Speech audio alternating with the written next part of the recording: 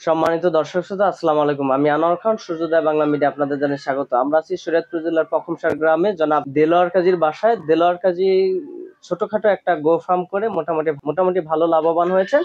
আমরা তার গো ফার্ম সম্পর্কে জানার চেষ্টা করব এবং আপনাদেরকে জানানোর চেষ্টা করব। কাকা, কেমন আছেন আপনি?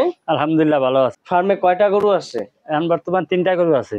3টা গরু আছে। 3টা গরুর মধ্যে ষাঁড় কয়টা আর গাভী কয়টা? গাভী 2টা, ষাঁড় একটা। আপনার এটা ষাঁড় গরু না গাভী গরু? এটা গাভী গরু। গাভী গরু। গরুতে মোটামুটি বর্তমানে লাভ কেমন? ভালো লাভবান। আর এটার পরিশ্রম কেমন গরুতে? গরু পাললে গরুর পরিশ্রম আছে। আপনি গরুরে দৈনিক কয়বার খাবার দেন? দৈনিক খাবার 3 থেকে 4 বার দেই। আমি গরুতে খড়কুটা খের কুটা পছন্দ করে, মাঝে মাঝে কাঁচা ঘাসও দেই। আবার কুটা আমি নিজে ধান চাষ করি, কুটাতে আমি রাহি করি গরুর খাবার জন্য। অন্য ঘাসের পরিমাণ হয়তো এই কাঁচা ঘাসটা খাইলে কি এবার দেখা যায়, এবার কুটাটা দিলে কুটা একটু বেশি খায়। আপনি কুটাই শক্তিমান বেশি আর কি। গরুতে রোগবালাই কেমন হয়?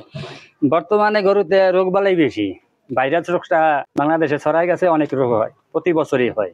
ভাইরাস রোগটা যখন দেখা দেয় তখন কি করেন আপনারা? আপনার ওই ডাক্তারে খুঁজি, ওই মার্সাখালী সবুজ ডাক্তার আছে, আল্লাহ দিলে আমরা ভালো কাজ হয় হ্যাঁ দিয়া তারা আনলে আমরা সুই দেয়, সুই দেয়। ইনশাল্লাহ গরু আমাদের পর্যন্ত ভালোই আছি। ভালো। গরুর ভাইরাসের মধ্যে কোন ভাইরাসটা বেশি দেখা দেয়? লাম্পিন রোগটাই বেশি হয়।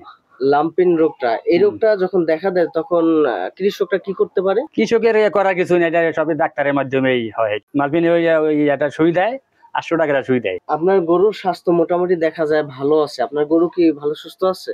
হ্যাঁ, মোটামুটি সুস্থ আছে। কারণ আমার কাজের চাপ বেশি, তো কারণ গরুর পাশে আমি সময় কম দিতে পারি। গরুরে সুস্থ রাখার জন্য আপনি কি কি খাদ্য খান গরুরে?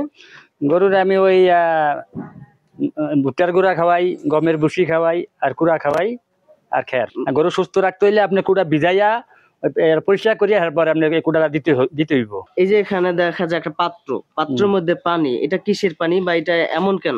এটা ওই কুড়া ভিজাইলে কুড়ার ভিতরে ময়লা থাকে, ময়লাটা আপনার পানিটা লাল হয়ে থাকে। আপনি যখন গরুরে কুটা দেন তখন এটার ভিতর ভিজাইয়া ওইটা পরিষ্কার করে ধুয়ে তারপরে কুটা দেন?